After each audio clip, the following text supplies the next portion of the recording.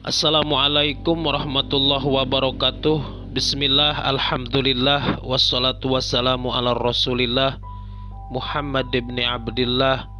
Faqala rabbi shrah li sadri wa yassir li amri wahlul 'uqdatam min lisani yafqahu qawli. Ya Fatahu ya Alim, ya Fatahu ya Alim, ya Fatahu ya Alim.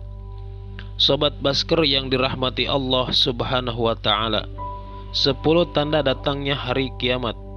Percaya kepada hari kiamat masuk dalam rukun iman yang kelima. Umat muslim wajib mempercayai datangnya hari akhir.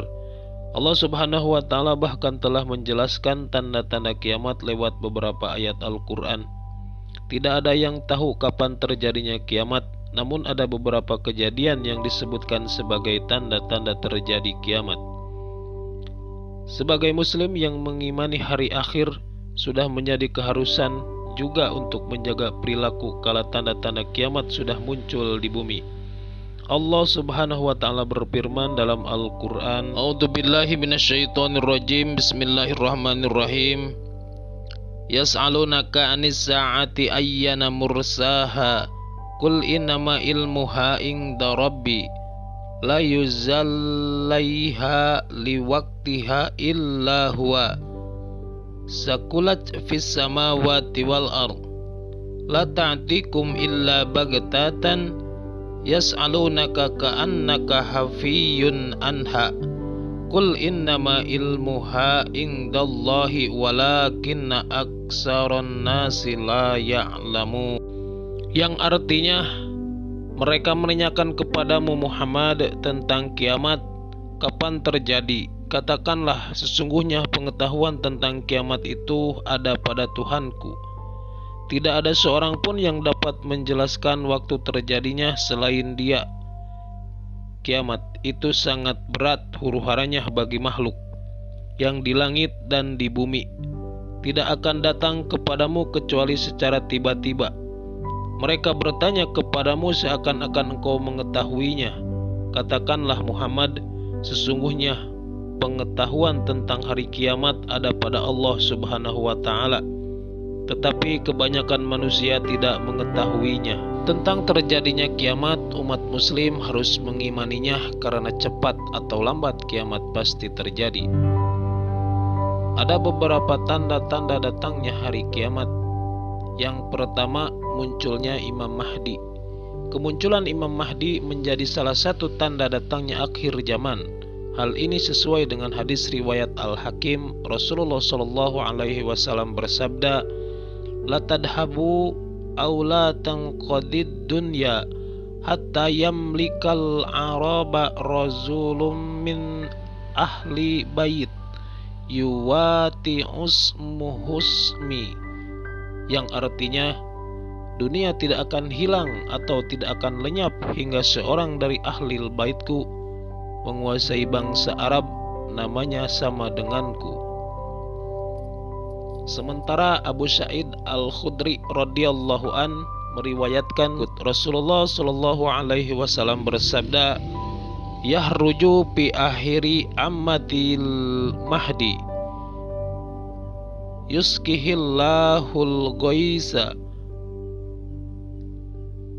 wa tuhrijul ardu nabataha wa yu'til malashihahan wa taksurul masyiyah wa ta'dumul ummah ya'isu yab'an aw samaniyah." Yang artinya, pada akhir umatku akan keluar Al-Mahdi. Allah menurunkan hujan kepadanya, bumi mengeluarkan tubuhnya, harta akan dibagikan secara merata, binatang ternak melimpah dan umat menjadi mulia. Dia akan hidup selama 7 atau 8 tahun, yakni musim haji. Dalam hadis lain, Rasulullah sallallahu alaihi wasallam bersabda yang diriwayatkan oleh Ummu Salamah radhiyallahu an, "Al-Mahdi min isyrati min waladi Fatimah." Yang artinya, Al-Mahdi berasal dari ahlul baitku, dari keturunan Fatimah. Rasulullah sallallahu alaihi wasallam juga bersabda, min ahli bait yuwati usmuhusmi wasmu abihi isma abi, yang artinya dia berasal dari keluargaku, namanya yaitu Muhammad, sama dengan namaku, nama ayahnya yaitu Abdullah pun sama dengan nama ayahku. Diriwayatkan oleh Abu Sa'id Al-Khudri radhiyallahu an, Rasulullah sallallahu alaihi wasallam bersabda, Al-Mahdiyu minni ajlal jabhati aknal anfi yamla'ul arda kistawa adlan kama muli'at dulma wa zura yamliku sab'a sinin, yang artinya Al-Mahdi dari keturunanku, dahinya lebar, hidungnya mancung, dia akan memenuhi bumi dengan keadilan sebagaimana bumi telah dipenuhi dengan kezaliman dan kelaliman sebelumnya. Dia akan berkuasa selama 7 tahun. Para ulama berpendapat bahwa Imam Mahdi akan muncul dari arah timur, yakni Jazirah Arab. Tanda kiamat yang kedua, kemunculannya Dajjal. Kemunculan Dajjal juga menjadi salah satu tanda hari kiamat. Rasulullah Shallallahu Alaihi Wasallam bersabda, Dajjal akan hadir untuk menyebarkan fitnah di bumi ini. Rasulullah Shallallahu Alaihi Wasallam bersabda, Ma baina khalqi adama ila qiyamis sa'ah khalqu akbaru mid Dajjal, yang artinya tidak ada antara penciptaan Adam dan hari kiamat makhluk yang lebih besar fitnahnya dari Dajjal. Tidak ada suatu negeri pun di bumi ini kecuali akan didatangi dan dikuasai oleh Dajjal, kecuali Mekah dan Madinah. Rasulullah Shallallahu Alaihi Wasallam bersabda, Laisa mim baladin illa sayato'uhud Dajjal ila Makkah wal Madinah wal laisa nakbun min anqabiha illa alaihil malaikatu sofaina tahrusuha payanzilu bisabkhoti fatarjuful madinatu salasa rozafatin yahruzu ilaihi minha kullu kafiri wa munafikin, yang artinya tidak ada satu negeri pun kecuali akan didatangi Dajjal kecuali Mekah dan Madinah, dan tidak ada satu celah pun di negeri tersebut kecuali ada malaikat yang menjaganya. Kemudian Dajjal datang ke suatu daerah di luar Madinah yang tanahnya bergaram, bergoyanglah Madinah 3 kali. Lalu Allah keluarkan dengan sebab semua orang kafir dan munafik dari Madinah. Dalam riwayat lain ada juga menyebut di antara negeri yang tidak didatangi Dajjal adalah Baitul Maqdis dan Bukit Tursina. Rasulullah Shallallahu Alaihi Wasallam bersabda, dia akan tinggal selama 40 hari mendatangi semua tempat kecuali Masjidil Haram, Masjid Madinah, Bukit Tursina, dan Masjidil Aqsa. Dalam hadis riwayat An-Nawas Ibnu Sam'an radhiyallahu anhu, Rasulullah Shallallahu Alaihi Wasallam bersabda, Qulna ya Rasulullah wa ma labsuhu fil ardi, qala arba'una yauma, yaumun kasanatin wa yaumun kasahrin wa yaumun kajumu'atin wa sa'iru ayyamihi ka ayyamikum, yang artinya, kami berkata, ya Rasulullah, berapa lama Dajjal akan tinggal di bumi? Rasulullah Shallallahu Alaihi Wasallam bersabda, 40 hari, 1 hari seperti 1 tahun, kemudian seperti sebulan, kemudian seperti sepekan, kemudian hari-hari lain seperti hari-hari kalian sekarang. Setelah Dajjal tinggal di bumi selama 40 hari, Allah Subhanahu wa taala menurunkan Nabi Isa alaihi salam, dan Rasulullah sallallahu alaihi wasallam bersabda, "Yahruzud Dajjalu fi ummati wa yamkusu arba'ina yawman fa yab'asullahu Isa bin Maryam ka'annahu urwatubnu mas'udin fayyatlubuhu fayuhlikuhu." Dajjal keluar di antara umatku selama 40 hari. Kemudian Allah Subhanahu wa taala mengutus Isa bin Maryam alaihi salam yang mirip dengan Urwah bin Mas'ud. Lalu Isa alaihi salam mencari dan membunuhnya. Tanda kiamat yang ketiga, turunnya Nabi Isa alaihi salam. Allah Subhanahu wa taala berfirman dalam Al-Qur'an, "A'udzubillahi minasyaitonirrajim. Bismillahirrahmanirrahim. Wa iman ahlil kitabi illa la yu'minanna bihi qabla mautih. Wa yaumal qiyamati yakunu 'alaihim syahida."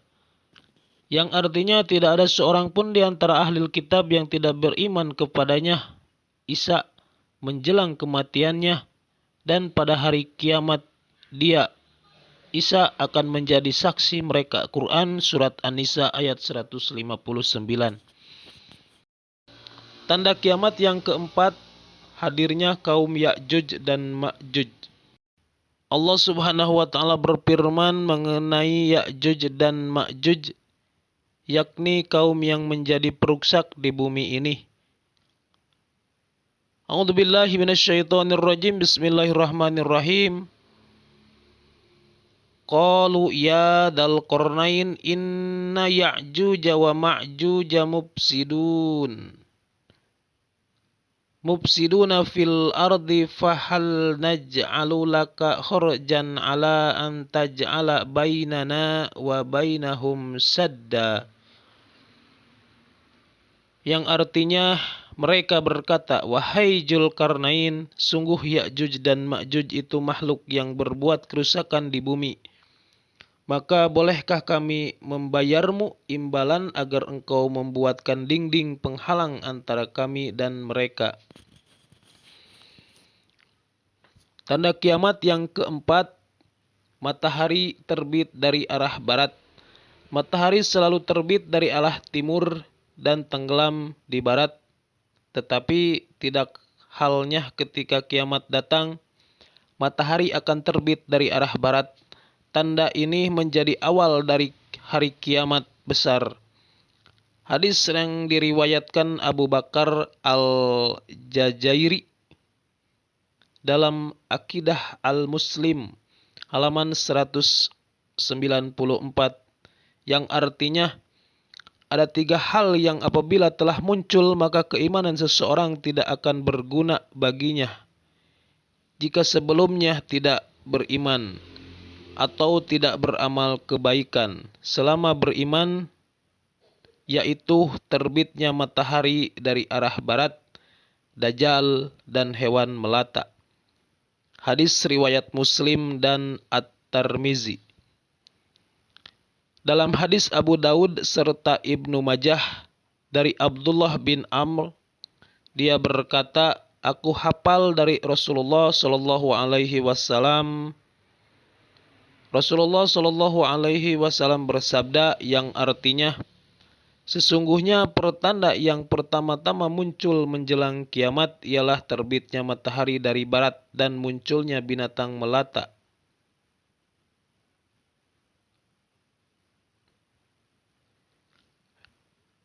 Binatang melata itu menemui manusia pada waktu duha. Mana saja dari keduanya yang lebih dahulu terjadi, maka tidak lama sesudah itu yang lainnya pun segera terjadi." Tanda kiamat yang keenam, munculnya dabah. Dabah adalah binatang melata. kemunculan binatang melata tersebut dalam hadis yang sama dengan terbitnya matahari dari arah barat. Namun tidak diketahui mana yang dahulu akan terjadi, apakah kemunculan binatang melata atau matahari dari barat. Tanda kiamat yang ketujuh, datangnya kabut dan angin berhembus. Dalam Al-Quran surat Ad-Dukhan ayat 10-11. Allah Subhanahu wa taala berfirman, A'udzubillahi minasyaitonirrajim. Bismillahirrahmanirrahim. Fartakib yauma ta'tis sama'u bidukhanim mubin. Yang artinya, maka tunggulah pada hari ketika langit membawa kabut yang tampak jelas, yang meliputi manusia. Inilah azab yang pedih. Quran surat Ad-Dukhan ayat 10-11. Yang kedelapan, munculnya api. Berdasarkan hadis riwayat Muslim, kemunculan api menjadi tanda-tanda kiamat. Bahkan api tersebut membawa manusia menuju tempat berkumpul. Dan yang terakhirnya adalah api yang keluar dari Yaman, mengiring manusia ke tempat mereka berkumpul. Yang kesembilan, tanda hari kiamat, terjadinya gempa. Gempa di muka bumi saat hari kiamat dijelaskan dalam Al-Quran surat Al-Hajj ayat 1 yang berbunyi, A'udzubillahi minasyaitonirrajim. Bismillahirrahmanirrahim. Ya ayyuhan nasuttaqu rabbakum. Inna zalzalatas sa'ati syai'un adim. Yang artinya, wahai manusia, bertakwalah kepada Tuhanmu. Sesungguhnya guncangan hari kiamat itu adalah suatu kejadian yang sangat besar. Yang terakhir, tanda hari kiamat, kehancuran Ka'bah. Tanda-tanda hari kiamat yang terakhir adalah kehancuran Ka'bah. Hal itu sesuai dalam hadis riwayat Hakim dan Abu Yala oleh Abu Sa'id Al-Khudri radhiyallahu an. Hari kiamat tidak akan terjadi sebelum Ka'bah ini tidak lagi didatangi oleh orang menunaikan ibadah haji. Rasulullah Shallallahu alaihi wasallam bersabda, "Min kuswatiha wala kallunna anzuru ilaihi asoyli afaidi yadribu alaiha bimishatihi wa mi'walih." Yang artinya, Ka'bah dihancurkan oleh Zu'as Suwaikatain dari Habasyah. Perhiasannya dirampas dan lepaskan kain penutupnya, seakan-akan aku melihat kepalanya botak dan bengkok tulang-tulang persendiannya. Ia menghantam Ka'bah dengan cangkul dan sekopnya. Hadis riwayat Ahmad. Isnad hadis di atas disebut jasyid dan kuat. Pasalnya, keterangan di atas diperkuat oleh sabda Rasulullah Shallallahu alaihi wasallam yang dinukil dalam kitab hadis Abu Dawud pada bab An-Nahyu an Tahyij al-Habasyah. Biarkanlah orang-orang Habasyah sebagaimana mereka membiarkan kalian. Sesungguhnya hanya Zu'as Suwakiyatain dari Habasyah yang akan mengeluarkan harta simpanan Ka'bah. Hadis riwayat Abu Daud. Zu'as Suwakatain dari Habasyah akan merobohkan Baitullah Ka'bah. Hadis riwayat Muslim. Seluruh keadaan sebenarnya hanya milik rahasia Allah Subhanahu wa taala. Wallahu a'lam. Itulah beberapa tanda-tanda kiamat menurut hadis dan Al-Quran. Semoga Allah Subhanahu wa taala senantiasa menjaga dan melindungi kita semua. Sekian video dari saya, mudah-mudahan bermanfaat. Yang salahnya dari saya, yang benarnya dari Allah Subhanahu wa taala. al-fakir. Wallahul muwafiq illa aqwamit thariq. Wassalamu alaikum warahmatullahi wabarakatuh.